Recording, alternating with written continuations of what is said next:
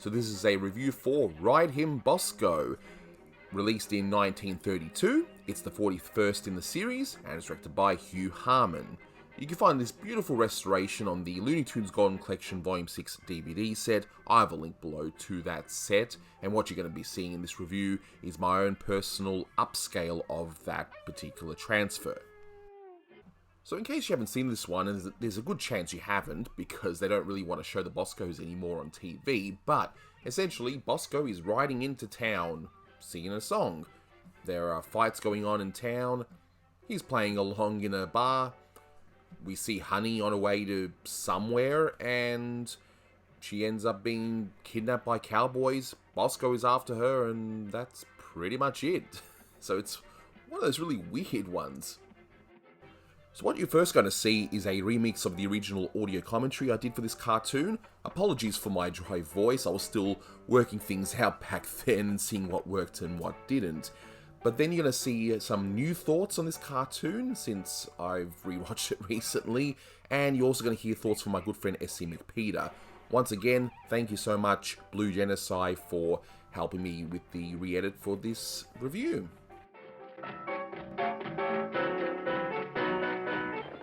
I do like the designs of these bandits. I mean, it's not as polished as our main two characters, but yep, we're going to have to do the clothes gag, which is repeated from a previous Bosko cartoon, where, well, almost. I mean, it was from like a laundry basket where the clothes just escape from Bruno trying to escape the dog race.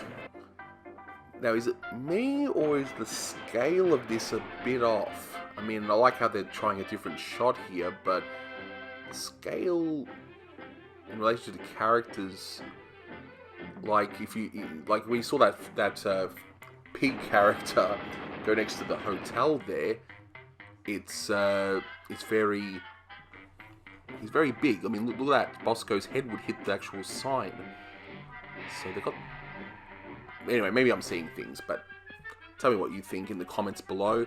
And there was a really weird mistake where Bosko had fallen on the floor, and then it looked like that thing just went under him. So that was a bit of a weird mistake.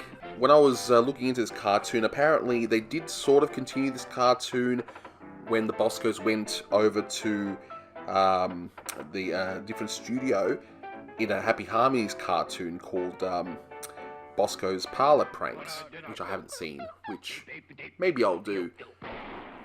The remaining Boskos just for the hell of it one of these days. Let me know if you want me to do that. You know, maybe they just decided they were going to do a sequel, but because of them leaving Warner's and doing cartoons elsewhere, you know, maybe just never came to pass for Leon Schlesinger. See, I'm practicing that. Leon Schlesinger. See, right here. Look, it is a nice touch, and like I said, it's like they know that they can't seem to end their cartoons well. So it's like, you know what, we're just going to poke fun at ourselves for this. And it's not the first time that they would have, you know, live actors featured in Looney Tunes. As you all know, we had Errol Flynn in one, and we also had Leon Schlesinger himself in another. Okay, so a few extra things. First of all, that song you hear in the beginning, it's called When the Bloom is on the Sage, and you may be familiar with it if you're a fan of The Muppet Show, as in Season 4, Beverly Sills sings that song. But it's also been covered by various country music singers over the years.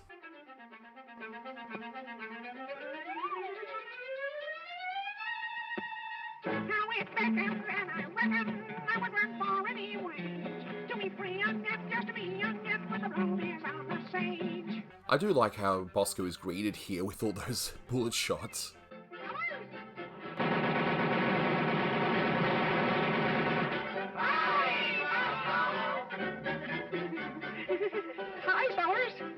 And of course the bullets magically disappear from his hat right there too. Now of course we see some beautiful animation of Bosko dancing, which I believe part of it was reused in Bosko's Nightmare.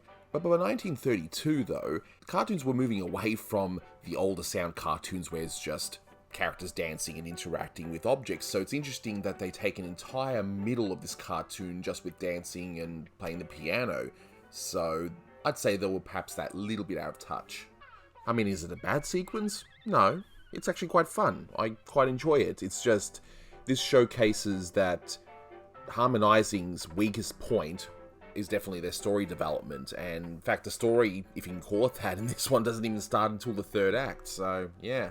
One of the weirdest connections this cartoon has to future Looney Tunes, when it was actually done at Schlesinger Studios proper, is one shot of these cowboys or bandits, whatever you want to call them, coming towards the screen. And that was reused in Frank Tashlin's Speaking of the Weather. I mean, of all the things that he ended up reusing, it was that one shot, so yeah, that was pretty weird. Okay, this looks kind of painful. And I say kind of, right? But I gotta admit, I do like this little touch here of this skeleton being the horse, or something along those lines. I don't know. I thought it was pretty weird, but funny. Not to mention this wonderful beer bit. I don't know. I get a kick out of this wonderful cartoony type of humour. But one other interesting thing, and I don't know how this actually ended up happening, is that this is actually the earliest Warner Brothers cartoon still under copyright. So that's why you would not see this in full on YouTube. You may see it on that other site, hint hint, but if you try and upload it, it'll automatically get blocked on YouTube. So yeah, I'm just wondering why this one. They must have just forgotten to do the ones before this. I don't know, but every single Bosko from this one onwards, yeah, they're all under copyright. So with the ending, I've already mentioned that this is obviously a gag on them not being able to finish their cartoons competently, but you've got harmonizing here. But the third person, some have said it's Earl Duval, but no one really knows. But I've asked Keith Scott, and he seems to believe that it's animator Norm Blackburn, and he was originally an animator on the Oswald cartoons before coming with harmonizing to do, of course, these cartoons. Also, if you needed proof that Looney Tunes didn't exactly always embrace its cross-dressing nature, well, you got an unfortunate, I guess, gay joke, if you want to call it that, which, yeah, it's not particularly funny. But enough of my babbling. Here is my good friend, S.C MacPeter. So, S.C, what are your thoughts on this cartoon? Well, for one, they sort of remade one of the still missing Disney Oswald, Sagebrush Sadie, a little bit with the Western theme and all that. One wonders how close it really was, because Big Man from the North plays, for the first third of it, a near shot-to-shot remake of the first third of Ozzy of the Mounted. And you can really see by this point Harmonizing trying to improve their attempts at storytelling and animation. They get really obsessive into staging and planning these like two real comedies and movies. You can tell from some of the angles they're studying film well, and they're using intertitles as well to introduce things.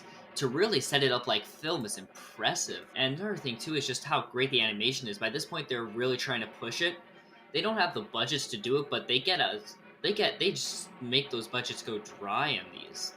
It's really impressive what they get to do. And the animation's of course improving, and they're getting their gags down as well. The gags are really funny in these compared to the earliest Boskos, which all the gags just really involve music and using sounds in it. At this point, they're trying to use other things to make you laugh, like the ending just being meta and just going to the animation studio just admitting we don't really know how to end this. And I assume that's just exactly what happened on the short, as I'm sure others have said before. And it really just makes a really charming short, and I'm glad this one is just so well liked, because it is a good Bosco, and these 30s cartoons are pretty good, including this one. Really shows just how charming harmonizing stuff could be. I would give it a nice 8 out of 10 actually. It is really charming for 1932. It really does work well. Fair enough, I would personally give it 7.5 out of 10. It's a good cartoon, maybe not the greatest, but it's a lot of fun. And for those of you who haven't really watched Boskos before, this is one of the few that I would recommend you watch, and thankfully it's on the Looney Tunes Golden Collection Volume 6 set. And it's not just because of the ending, but it's definitely one of the better ones. So that'll do it for this one. Thank you so much for watching, guys, and until next time, take care. Say, how's Bosko gonna save the girl? I don't know. Well, we gotta do something. Let's go home. Good idea.